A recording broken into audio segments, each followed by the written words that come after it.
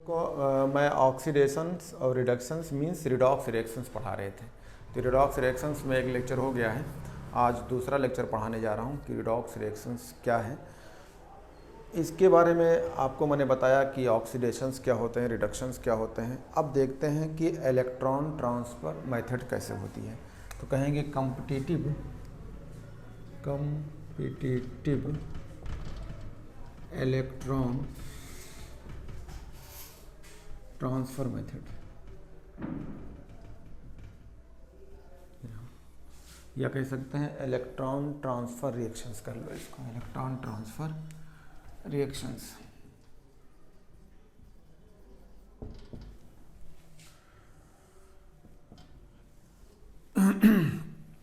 इसका मतलब है कि जो है एग्जाम्पल के तौर पे देख सकते हो, जैसे मान लो एक जिंक है, तो जिंक का कोई रॉड है, ये आपको गैल्वेनिक सेल में मिलेगी, जिंक का रॉड है, और कोई कॉपर नाइट्रेट का सॉल्यूशन है। तो जब कॉपर नाइट्रेट को किसी, मान लो ये जार है, अगर इस जार में अगर आप कॉपर नाइट्रेट डालते हैं, कहेंगे ये कॉपर नाइट्रेट से, तो कॉपर नाइट्रेट इसमें टूट जाएगी, तो किस फॉर्म में मिलेगी, कॉपर +2 मिलेगा और नाइट्रेट्स जो है -1 मिलेगा, ये सब इक्वस हो जाएंगे। तो इसको लिखने के लिए हम लिखते हैं कॉपर +2 इक्वस। ये देखेंगे कि जिंक +2 बन जाएगा और कॉपर सॉलिड बनेगा, और ये जिंक सॉलिड होगा। इसमें होगा क्या, जिंक ने अपना 2 इलेक्ट्रॉन लॉस करेगा, तो कह देंगे 2 इलेक्ट्रॉन लॉस। किसने किया है, जिंक ने। तो कॉपर जो है वही 2 इलेक्ट्रॉन गेन कर ले, 2 इलेक्ट्रॉन गेन्स। तो इसमें साफ साफ दिखेगा कि इसका ऑक्सीडेशन हुआ है और इसका रिडक्शन हुआ है। इस रिएक्शंस को हम रिडॉक्स रिएक्शन कहेंगे। इसमें है क्या, कॉम्पिटिटिव इलेक्ट्रॉन ट्रांसफ़र रिएक्शंस, यानी इलेक्ट्रॉन का ट्रांसफ़र हुआ है। इसको अगर आप प्रैक्टिकली देखा जाए तो आप देख सकते हैं, आप एनसीईआरटी में जाएंगे तो वहाँ देखेंगे कि ऐसे एक जार बनी होगी, और इस जार में जो है कॉपर नाइट्रेट पड़ा होगा। इसमें क्या है, इक्वस कॉपर नाइट्रेट्स। तो इसमें कॉपर +2 इक्वस के फॉर्म में होगा और प्लस नाइट्रेट होगा। अगर आपने क्या किया, इसमें एक रॉड डाल दीजिए, किसके, जिंक के।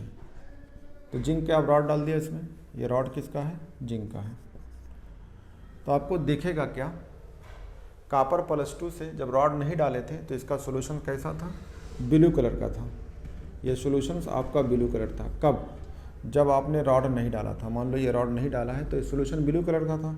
जब ये रॉड डालेंगे तो कॉपर का ब्लू कलर जो है धीरे धीरे डिसअपीयर होने लगेगी। क्यों होगी, क्योंकि आप जानते हैं कि कॉपर में +2 में अगर देखेंगे तो ये इक्वस के फॉर्म में है और इसमें अनपेयर्ड इलेक्ट्रॉन्स होंगे d ऑर्बिटल में, तो इसके वजह से ये कलर देगी।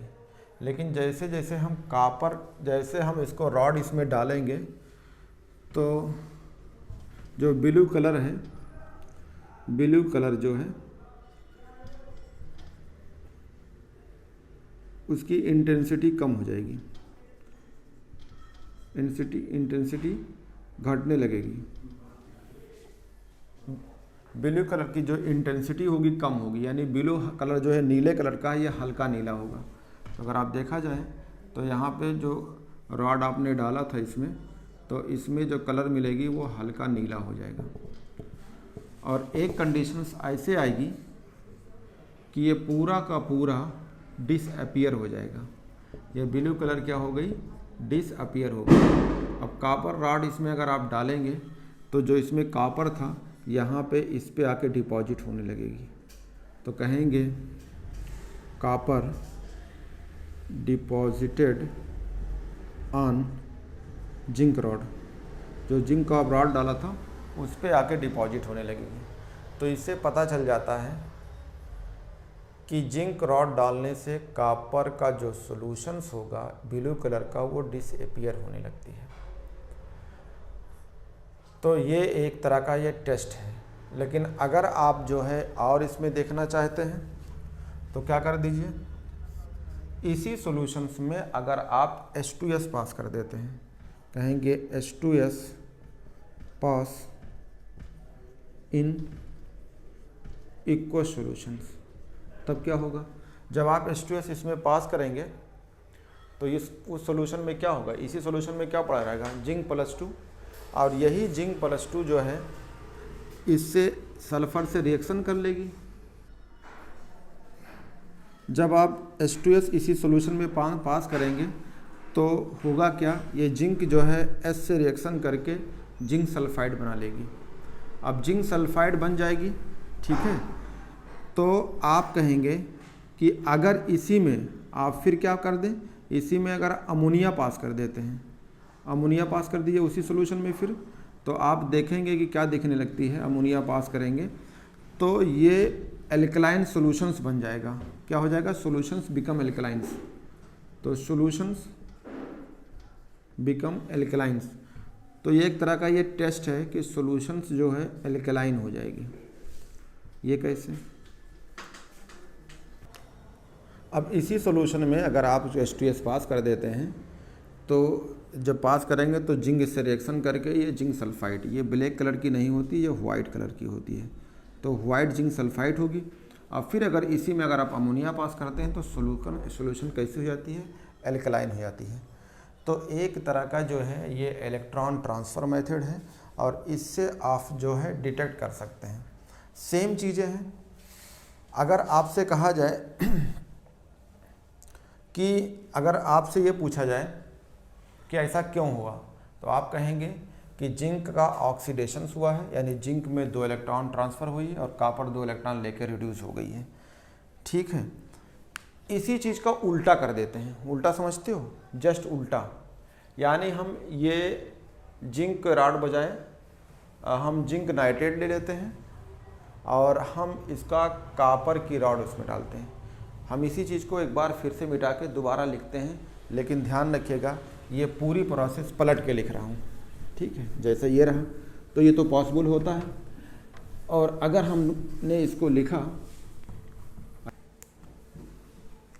ऐसा हो सकता है कि metallic copper is placed in equals solutions of zinc sulphate. ये ले लिया जाए कि जिंक सल्फेट के सॉल्यूशंस में क्या पास कर रहे हैं आप, कॉपर, तब क्या होगा, कहते हैं no visible changes, no visible change, यानी इसमें कोई चेंजिंग नहीं होगी। कैसे, आओ देखते हैं। आपने किया क्या था, आपके ले लिया कॉपर और ये ले लिया जिंक, तो जिंक सल्फेट है तो टूटेगा तो यहाँ क्या आएगा, जिंक +2 आएगा, तो जिंक +2 इक्वस में ले लेंगे और ये सॉलिड में ले लेंगे। अगर ऐसा हम देखते हैं कि जिंक जो है सॉलिड बन जाता और कॉपर जो है इक्वस में हो जाता, अगर हम ऐसा देखते हैं तो नहीं होगा ऐसा होता ही नहीं है। क्यों, ये सवाल पूछा जाता है, बहुत पूछा जाता है। आपको इसी चीज़ को जो मैं ऊपर पढ़ाया था रिएक्शन इससे पहले वाला, वो गैल्वेनिक सेल था। इलेक्ट्रोकेमिकल सीरीज़ जब आप पढ़ाएंगे या इलेक्ट्रोकेमिस्ट्री में हम पढ़ाएंगे गैल्वेनिक सेल्स, तो होता क्या था, हम आपको पढ़ाएंगे इलेक्ट्रोकेमिकल सीरीज़। तो इलेक्ट्रोकेमिकल सीरीज़ में हम ट्रिक बताएंगे ऐसे करके, लिक बे सर का नाम अली मंजन कर फी कड कोनी सन पब हग अग पट पटाई, ये मेटल के नाम हैं। अगर आपने देखा इस सीरीज़ में जो मेटल ऊपर होता है, अगर आप देखेंगे तो जिंक ऊपर रखा है और कॉपर जो है हाइड्रोजन के नीचे रखा है। तो जो मेटल इस सीरीज़ में ऊपर होते हैं वो रिएक्टिव होते हैं और साथ में इनका ऑक्सीडेशन होता है, या इसका मतलब है कि इलेक्ट्रॉन आसानी से लूज करते हैं। अब यहाँ क्या होगा, कॉपर तो नीचे रखा है और जिंक ऊपर रखा है, तो जिंक का क्या होना चाहिए, ऑक्सीडेशन, तो यहाँ क्या हो रहा है, रिडक्शन, तो ये बात तो गलत हो जाएगी। और अगर कॉपर नीचे रखा है तो इसका रिडक्शन होना चाहिए, ऑक्सीडेशन है, तो हमने कहा नो विजिबल चेंजेस, यानी ऐसा कुछ भी नहीं होगा, ये रिएक्शन होगी ही नहीं। कैसे पहचानेंगे नहीं होगी, आपको इलेक्ट्रोकेमिकल सीरीज याद करना पड़ेगा। अब क्या होता है कि अगर मान लीजिए ये रिएक्शंस नहीं होगी, मतलब कि ये है कि ये आगे आए कुछ नहीं बनेगा, ये जो मैं बनाया हूँ ये नहीं बनेगा, यानी रिएक्शंस नहीं होगी। हुआ क्या होगा, मान लो आपने ये किया, आपने जो है सोल्यूशन लिया, सोल्यूशन किसका है, जिंक सल्फेट का है। तो जब जिंक सल्फेट का जब आप सोल्यूशन लेंगे तो ये +2 होगा या -2 होगा। इसमें आपने क्या डाला, रॉड, ये कापर का आपने रॉड डाल दिया। तो जब आप कापर का रॉड डालेंगे तो इसमें कोई चेंजिंग नहीं होगी। इसका मतलब क्या है कि कापर जो है यहीं पड़ा होगा, यानी आपने ये कापर देखा इसमें पड़ा हुआ है। अब क्या हुआ कि अगर आपने इसी सोल्यूशन में क्या पास कर दें, H2S, अगर आप टेस्ट करना चाहते हैं तब क्या होगा, तो ये आपको ज़रूर दिखेगी कि ये यहाँ से आएगा, टूटेगा और ये कापर के साथ मिलने के बाद इस सॉल्यूशन के अंदर CuS यानी कापर के सल्फाइड बन जाएगी, जो ब्लैक कलर की दिखेगी। किस कलर की दिखेगी, ब्लैक कलर की। एक तरह का ये आप टेस्ट कर सकते हैं कि ऐसा होता है, लेकिन रिएक्शंस नहीं होगी। तो ध्यान रखिएगा क्यों नहीं होगी, क्योंकि इसमें इलेक्ट्रॉन का ट्रांसफ़र ही नहीं होगा। इलेक्ट्रॉन का ट्रांसफ़र क्यों नहीं होगा, क्योंकि ये इलेक्ट्रॉन लॉस करेगी नहीं, क्योंकि ये नीचे रखी है, ये ऊपर रखा है। तो ये मेटल के फॉर्म में होता तो ये रिएक्शन लूज करती है, इलेक्ट्रॉन लूज करते हैं। तो जो है आपका ये है, ये ब्लैक कलर की जो होती है, ये आपका कलर मिलेगी जो ब्लैक कलर का होता है। ठीक है, अब आपको देखते हैं कि अगर हम दूसरा रिएक्शन से लेते हैं, मान लो यही इलेक्ट्रोकेमिकल सीरीज में दूसरा रिएक्शन, कि अगर मान लो मेरा कॉपर है और दूसरा सिल्वर नाइट्रेट है, ये देखते हैं कि ऐसा कुछ इलेक्ट्रॉन ट्रांसफ़र होती है कि नहीं। तो इसको मिटा देता हूँ, क्योंकि जो रिएक्शन हमने ऊपर लिखा था इससे पहले वो गैल्वेनिक सेल का रिएक्शन था, और उसको पलट के लिखते हैं तो रिएक्शन पॉसिबल नहीं होगी, क्योंकि आपको पता है कि इलेक्ट्रॉन ट्रांसफ़र नहीं होगा, रेडॉक्स रिएक्शंस नहीं होती है। क्यों नहीं होती है, जो मेटल ऊपर होता है वो रिएक्टिव होता है, वो इलेक्ट्रॉन लूज करेंगे। यहाँ उल्टा लिखे थे, नहीं पॉसिबल। लेकिन अगर हम ऐसा लिखते हैं तो कि अगर मान लो कॉपर है और दूसरा जो है सिल्वर नाइट्रेट है, अब कि हमने सिल्वर नाइट्रेट ले लिया, तो सिल्वर नाइट्रेट लेंगे, उसका फार्मूला क्या होता है, AgNO3 होती है। तो अगर AgNO3 उसमें डालेंगे, मान लो कहें कि एक जो है आपका सॉल्यूशन है, ये सॉल्यूशन है, ये सॉल्यूशंस के अंदर पड़ा हुआ है क्या, आपका सिल्वर नाइट्रेट, इसमें AgNO3 है, और इसमें आपकी कॉपर की रॉड डाल लें। तब क्या होगा, जब इसमें आप डालेंगे तो इसमें क्या मिलेगा आपको, ये मिलेगा Ag पॉजिटिव और NO3 नेगेटिव। तो जब हम इसको लिखेंगे सॉल्यूशन में तो हम कहेंगे Ag पॉजिटिव है, इक्वस में है। अब देखते हैं ये पॉसिबल रिएक्शंस है कि नहीं। तो ये रिएक्शन बिल्कुल पॉसिबल होगी। कैसे, जब आप इलेक्ट्रोकेमिकल सीरीज देखेंगे तो हाइड्रोजन के बाद कॉपर है, उस यानी फिर उसके बाद है Hg यानी Hg है, फिर Ag है, यानी कॉपर उससे ऊपर है और Hg उससे नीचे है। इसका मतलब है कि ये रिएक्शंस बिल्कुल पॉसिबल होगी। क्या होगा, कॉपर जो है ये इक्वस के फॉर्म में, ये सॉलिड के फॉर्म में, तो कॉपर किस में जाएगा, कॉपर +2 में जाएगा, और ये सिल्वर जो है ये इसका रिडक्शन हो जाएगा, यानी ये सॉलिड में हो जाएगी। हम अगर यहाँ पे 2 से मल्टीप्लाई कर देते हैं तो 2 इलेक्ट्रॉन हो जाएगा, तो यहाँ 2 से मल्टीप्लाई कर दीजिए।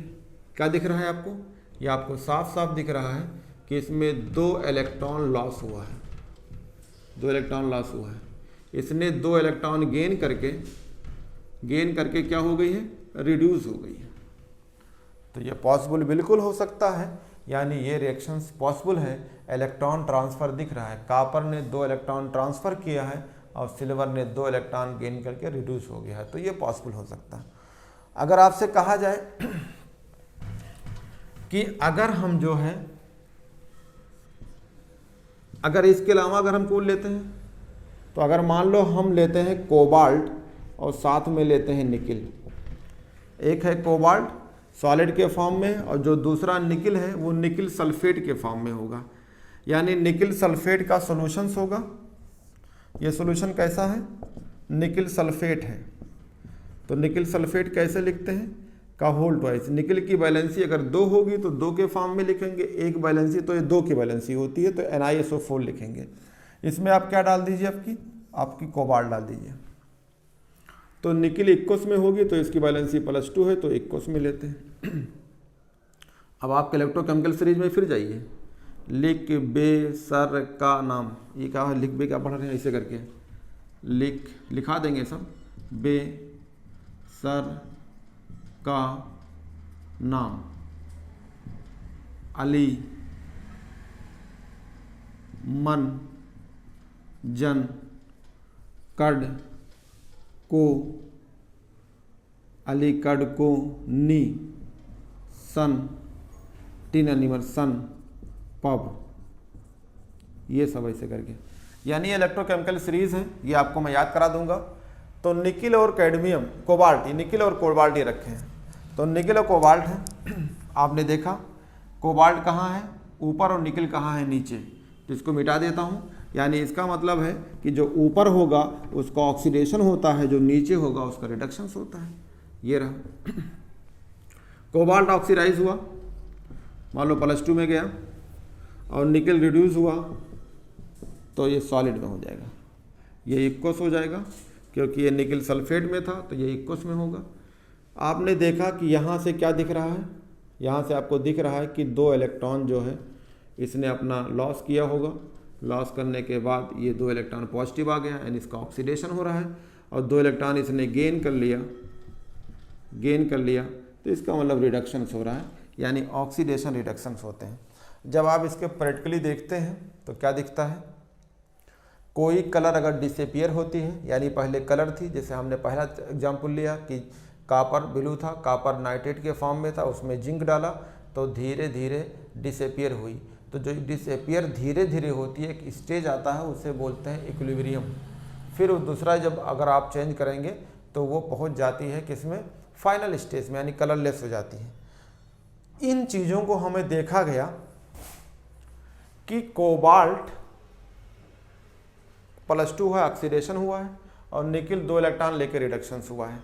लेकिन इसमें ये चीज़ें बहुत ज़रूरी थी।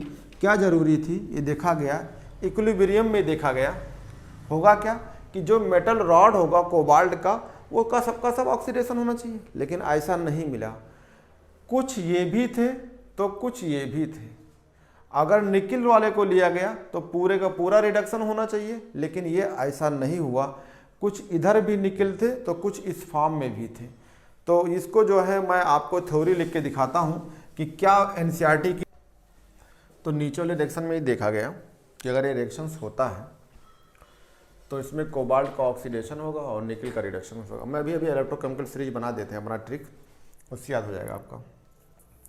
तो कह रहे इक्विलिब्रियम पे देखा गया chemical tests reveal that the both nickel +2 aqueous and cobalt +2, यानी देखा गया कि ये और ये are present in moderate concentration, यानी इक्विलिब्रियम में दोनों प्रेजेंट होते हैं। In this case neither the reactant यानी CO नार Na+2, ये neither the reactant CO and Na plus nor the product CO+2 and Ni are greatly favour, यानी इसका मतलब है कि कुछ ना कुछ चीज़ इधर रह जाती है और कुछ ना कुछ उधर हो जाती है, यानी कंप्लीट ट्रांसफ़र नहीं होता है। इन केस में एनसीईआरटी कहती है। लेकिन अब मैं आपको एक चीज़ बताने जा रहा हूँ कि कैसे आप बताएंगे कि इसका ऑक्सीडेशन और इसका रिडक्शन। तो इसके लिए जो है हम आपको इलेक्ट्रोकेमिकल सीरीज बनाने जा रहे हैं। आप तुरंत बताएंगे इसका ऑक्सीडेशन हो रहा है, इसका रिडक्शन हो रहा है, इसमें भी ऑक्सीडेशन हो रहा है और इसका रिडक्शन हो रहा है। क्यों? अगर आपको इलेक्ट्रोकेमिकल सीरीज में कहेंगे कि ये ऊपर रखा है, ये नीचे रखा है, इसलिए इलेक्ट्रोकेमिकल सीरीज में जो ऊपर होते हैं उनका ऑक्सीडेशन होता है, वो मोर रिएक्टिव होते हैं। कैसे? और देखते हैं ये चीज़ें। तो मैं आपको इलेक्ट्रोकेमिकल सीरीज बना देते हैं, और सीरीज में जो जिससे ऊपर होगा उसका ऑक्सीडेशन होता है, जो उससे नीचे होगा उसका रिडक्शन। ये रूल याद रख लो, बाकी ये सब लाइन आपको याद नहीं रहेगी, तो इन चीज़ों को बताते हैं। तो बच्चों, जो आपको मैंने अभी बताया था, तो मुझे लगा कि आपको सीरीज याद करा देता हूँ, तो मैंने सीरीज बना दिया है।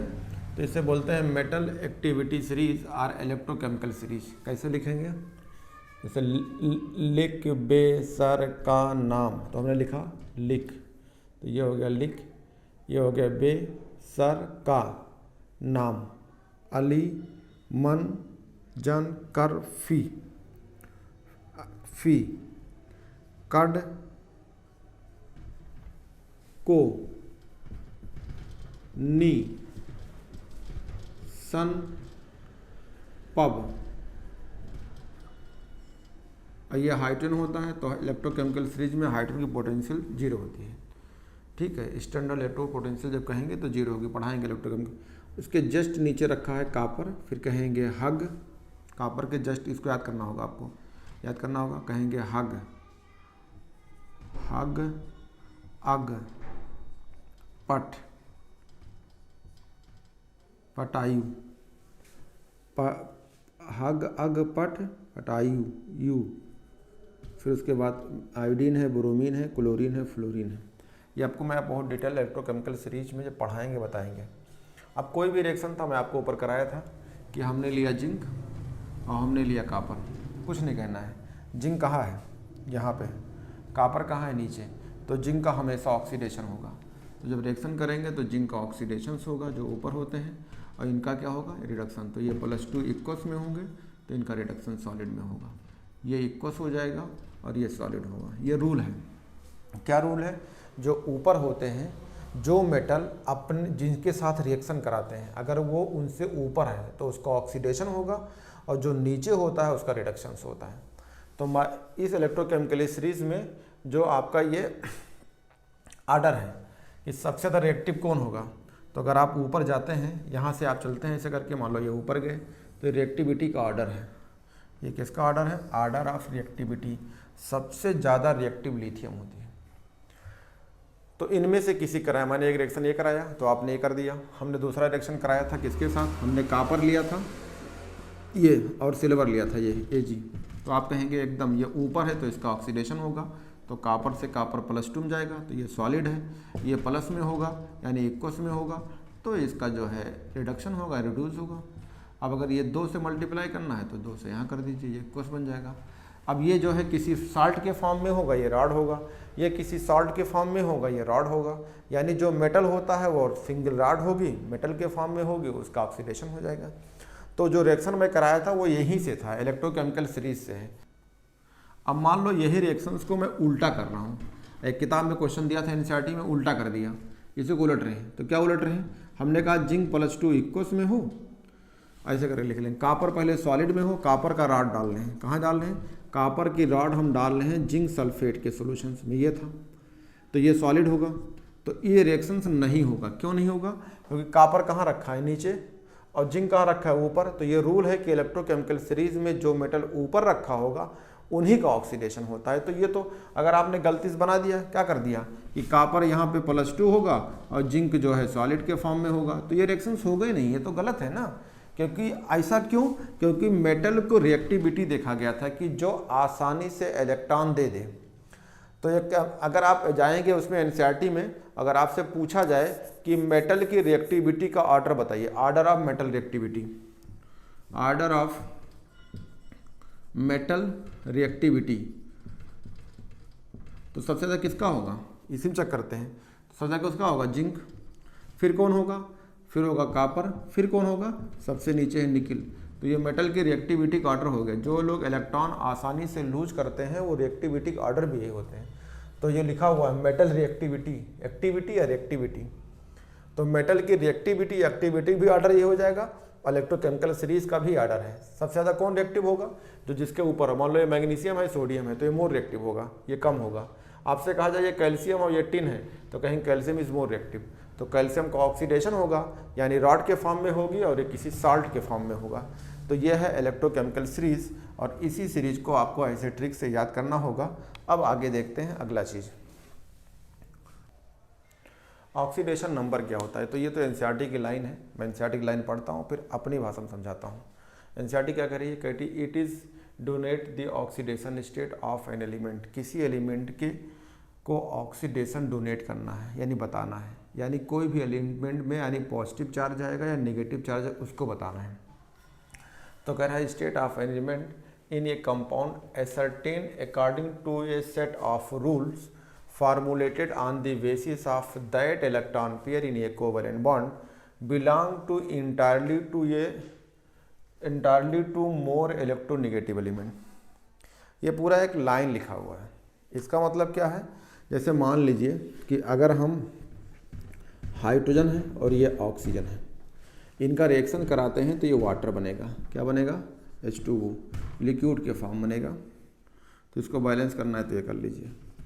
इसका मतलब क्या कि अगर इनके ऊपर अगर हमें रिप्रेजेंट करना है कि ये कितना इनका ऑक्सीडेशन स्टेट है, तो ये डिपेंड करता है कि आपको ये देखिए ये किस फॉर्म में है और इलेक्ट्रॉन नेगेटिविटी का ऑर्डर क्या है, और साथ में ये कोवैलेंट बॉन्ड बने होने चाहिए। इसी बेस बता पाएंगे। तो आप जानते हैं कि नेचुरल स्टेट्स में अगर ये हैं तो इनका ऑक्सीडेशन नंबर 0 होता है, और ये भी नेचुरल स्टेट अपने स्टेट में है तो ये 0 होता है। तो यहाँ क्या होगा? अगर आप देखेंगे तो इलेक्ट्रॉन नेगेटिविटी ऑर्डर हमने बोला था फून लगा दो। फून का मतलब FON, उसके बाद ये दोनों का बराबर होती है, उसके बाद Br होता है, उसके बाद कार्बन होता है, उसके बाद सल्फ़र होता है। कार्बन और सल्फ़र का बराबर होता है, सबसे पीछे हाइड्रोजन है। तो देखो इलेक्ट्रॉन ये खींचेगा तो कितना खींचेगा? अगर इसको ओपन करोगे तो आपको दिखेगा कि एक इलेक्ट्रॉन नेगेटिविटी ज़्यादा है, तो इसको अगर आप डायग्राम बनाओगे तो ऐसे दिखेगा। तो एक इलेक्ट्रॉन इससे भी ड्रॉ कर लिया तो इस पर क्या आएगा? एक नेगेटिव, और एक इलेक्ट्रॉन इससे भी ड्रॉ किया तो इस पर आएगा एक। तो कितने नेगेटिव? 2 नेगेटिव। तो इस पर हो जाएगा 2 नेगेटिव। और हाइड्रोजन पे कितना आएगा? पॉजिटिव। कितना पॉजिटिव? 1 पॉजिटिव। 1 पॉजिटिव इधर और 1 पॉजिटिव इधर। तो अगर इसको लिखना चाहें, इसको तोड़ के लिखना चाहते हैं तो कैसे लिखेंगे आप? ये तो आपको दिखा दिया, कैसे लिखेंगे? कहेंगे अगर पानी को तोड़ते हैं तो बनेगा O और बनेगा H। तो इस पर 2 नेगेटिव है तो इस पर 1 पॉजिटिव ये। तो ऐसे रिप्रेजेंट किया जाता है, यानी 2 नेगेटिव और ये पॉजिटिव, ये 2 से मल्टीप्लाई कर देंगे। ये किस फॉर्म में? पहले से ये कोवैलेंट बॉन्ड बना हो। अब कोवैलेंट बॉन्ड में इसमें इलेक्ट्रॉन नेगेटिविटी देख लीजिए किसका ज़्यादा और किसका कम है, उससे जो इनके ऊपर चार्ज आता है उसी को बोलते हैं ऑक्सीडेशन स्टेट्स। सिंपल तरीके से किसी को बता सकते हो, जैसे मान लो H2 है प्लस Cl2 है, गैस के फॉर्म में है, ये भी गैस के फॉर्म में है, और ये किस फॉर्म में? तो इनको भी रिप्रेजेंट कर दो कि गैस के फॉर्म में। तो ये रिएक्शन करेंगे तो क्या बनेगा? HCl, और HCl बनता है तो ये भी गैस के फॉर्म में। ये 2 हैं।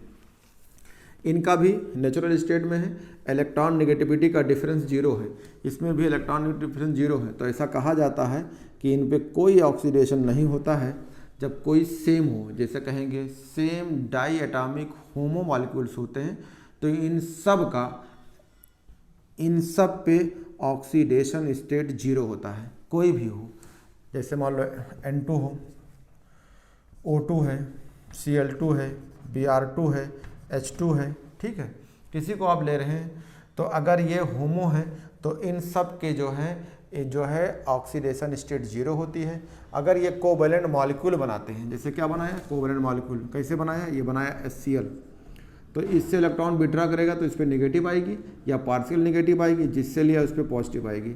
तो यही देखा जाता है कि इलेक्ट्रॉन जो है ऑक्सीडेशन नंबर का मतलब होता है कि इलेक्ट्रॉन नेगेटिव एलिमेंट से जुड़ के अगर वो कोवैलेंट बॉन्ड बनाए हैं तो कोवैलेंट बॉन्ड कैसे बनते हैं? नॉन मेटल और नॉन मेटल होना चाहिए। तो ये दोनों नॉन मेटल हैं, कोवैलेंट बॉन्ड बना होगा, नॉन मेटल कोवैलेंट बॉन्ड बना होगा। इन सब का नेचुरल में है, डायटॉमिक होमो मॉलिक्यूल है, इनका जो है ऑक्सीडेशन स्टेट 0 होती है। अब आता है एक और एग्जाम्पल इसका, और एक क्वेश्चंस कराते हैं जो आपका सवाल आया था 2020 में। ये रहा, अगर आपसे कहा जाए कि मीथेन है, CH4 है, अगर मीथेन की रिएक्शन अगर क्लोरीन से कराते हैं तो आपका जो है ये बन जाता है CCl4, ठीक है, लिक्विड में। और ये पूरा या क्लोरीन यहाँ लग जाएगी तो ये क्या बन जाएगा? इससे निकल जाएगी आपकी HCl बन जाएगा, तो साथ में HCl बन जाएगा। बैलेंस कर लीजिए, NCERT की लाइन है। तो ये कह रहा है 4 और ये मीथेन है, तो 4 दूनी 8 Cl है, ये 4 है तो 4 से मल्टीप्लाई कर दीजिए यहाँ पे, हाइड्रोजन 4 है, यानी पूरा हो गया। आपको अगर ऑक्सीडेशन स्टेट इसका बताना है तो यही क्वेश्चन एग्जाम में आया था। तो क्या करेंगे? इलेक्ट्रॉन नेगेटिविटी का डिफरेंस देखेंगे। तो अगर ये देखा जाए तो अगर इलेक्ट्रॉन नेगेटिविटी का ऑर्डर करते हैं तो फ़ोन लगाएंगे, तो ये फ़ोन है आपका, तो उसके बाद यहाँ पे Br है, फिर कार्बन और सल्फ़र का बराबर है, हाइड्रोजन पीछे है। तो कार्बन आगे है तो इस पर कितना आएगा? नेगेटिव। कितने नेगेटिव? मतलब यहाँ ध्यान दीजिएगा कि कार्बन और हाइड्रोजन, तो कार्बन क्या है आगे है, तो कार्बन जो है आगे है, मतलब सीक्वेंस में आगे है, तो कार्बन पे क्या आएगा नेगेटिव। कितने अलग अलग 4 हाइड्रोजन से लिया होगा तो 4 नेगेटिव, और यहाँ पे एक हाइड्रोजन पे एक पॉजिटिव, तो 4 से मल्टीप्लाई कर देना। यहाँ पे क्या होता है 0 होता है। अब अगर इसमें आते हैं तो क्लोरीन आगे है, तो एक क्लोरीन पे एक नेगेटिव, तो 4 से लिया होगा तो 4 पॉजिटिव। इसको तोड़ के लिखेंगे तो ऐसे लिखेंगे Cl माइनस, और इसे 4 से मल्टीप्लाई कर देंगे तो ऐसे लिख दी जाती है। यहाँ पे क्या होगा, क्लोरीन आगे है तो इलेक्ट्रॉन विड्रॉ करेगा, नेगेटिव ये पॉजिटिव, ये सब में कोवेलेंट बॉन्ड है, तो ये आप बता सकते हैं। यही सवाल सेम जो है आपके जो है नीट में आया था, मैं इसको दिखाता हूँ, और ये है आपका 2000। तो अगर एनसीईआरटी में देखते हैं कि पेज नंबर 259 पे पेज नंबर है, अगर 259 पे देखते हैं तो ये रिएक्शंस लिखा हुआ है, और यही रिएक्शंस को इन्होंने नीट 2020 में पूछ लिया। यहाँ पे रह गया था गैस, तो ये जी लिख देना पड़े, गैस है, तो यही सेम क्वेश्चन था। क्या था, what is the change in oxidation number of carbon in the following reactions. ये फॉलोइंग रिएक्शंस है, इसमें कार्बन का चेंज खाली पूछा है। ये सब के सब कोवेलेंट बॉन्ड है। कोवेलेंट बॉन्ड में जिसका इलेक्ट्रॉन नेगेटिविटी ज़्यादा होगी वो इलेक्ट्रॉन विड्रॉ कर लेगा, तो उस पर नेगेटिव चार्ज आएगी, और जहाँ से लेगा उस पर पॉजिटिव चार्ज आएगी। ठीक है, देखते हैं। हमने ओपन करके देखे सेम रिएक्शन, जैसे CH4 ये लिखा है गैस में, Cl2 यहाँ पे लिखा है गैस में, CCl4 लिखे में, और ये लिखा हुआ है ये। तो देखिए मैंने दिखाया कि यहाँ पे कार्बन -4 आएगा, क्यों, क्योंकि 4 हाइड्रोजन से इलेक्ट्रॉन खींचेगा तो -4, तो यहाँ पे क्या आएगा -4। तो जब इस पर -4 होगा तो इस पर +1 होगा। और यहाँ पे कार्बन से अगर क्लोरीन है, ये CCl4 है, अगर क्लोरीन ने भी ड्रॉ कर लिया, ये क्लोरीन है आपका, ये जो है CCl4 है, तो क्लोरीन पे एक नेगेटिव, तो यहाँ 4 पॉजिटिव। तो कार्बन में कितना चेंजिंग हुआ, -4 से +4 तक, तो -4 से +4 ये सही है। सेम क्वेश्चन आया था, एनसीईआरटी की लाइन लिखी हुई है, यही है। अगर अब देखा जाए तो बहुत सारे रूल होते हैं, जैसे मान लो कि ऑक्सीडेशन नंबर अगर किसी का निकालना है तो कैसे निकालेंगे, तो उसमें काफ़ी रूल्स होते हैं। कुछ ऐसे कंपाउंड होते हैं जिसके ऑक्सीडेशन नंबर निकालना होता है, तो वो एवरेज ऑक्सीडेशन नंबर होते हैं। ठीक है, तो ऑक्सीडेशन अगर आप स्टेट या नंबर देख रहे हैं तो उसके लिए काफ़ी सारे रूल हैं। पहला रूल तो ये है, तो लिखते हैं रूल फॉर ऑक्सीडेशन स्टेट या ऑक्सीडेशन नंबर। ठीक है,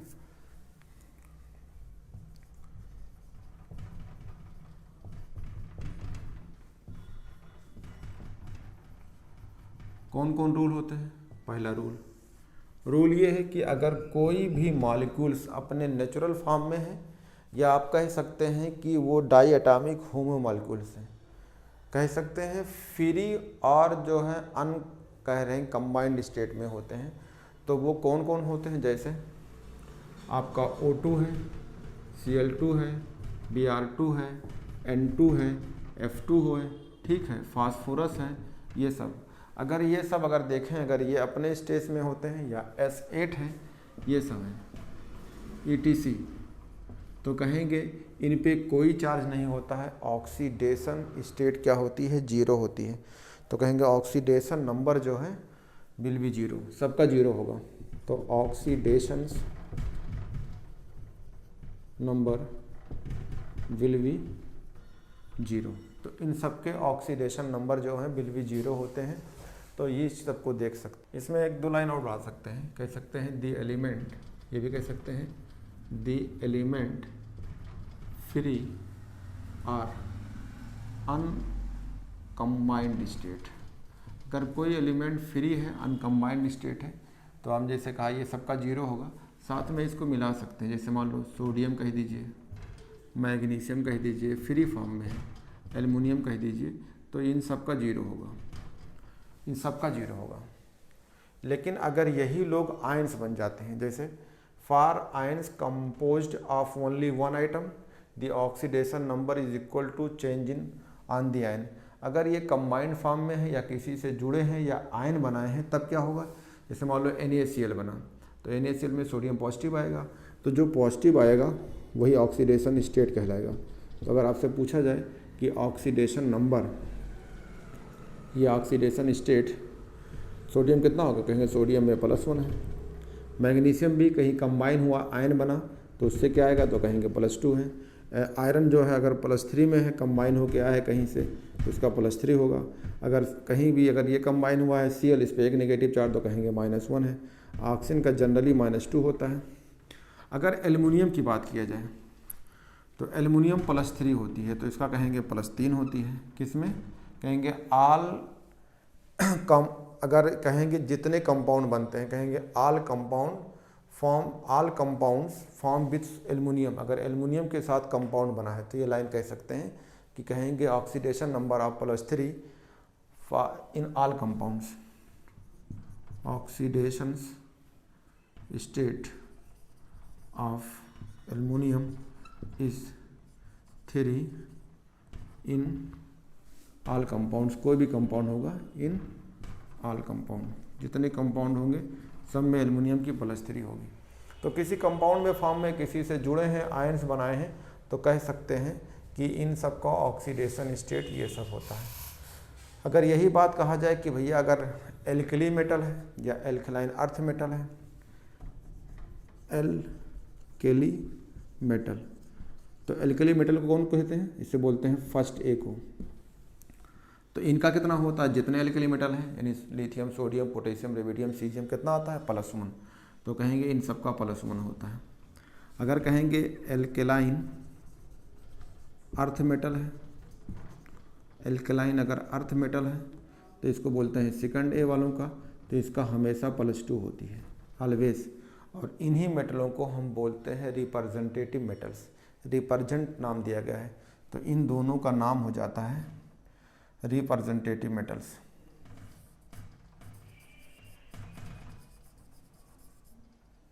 रिप्रेजेंटेटिव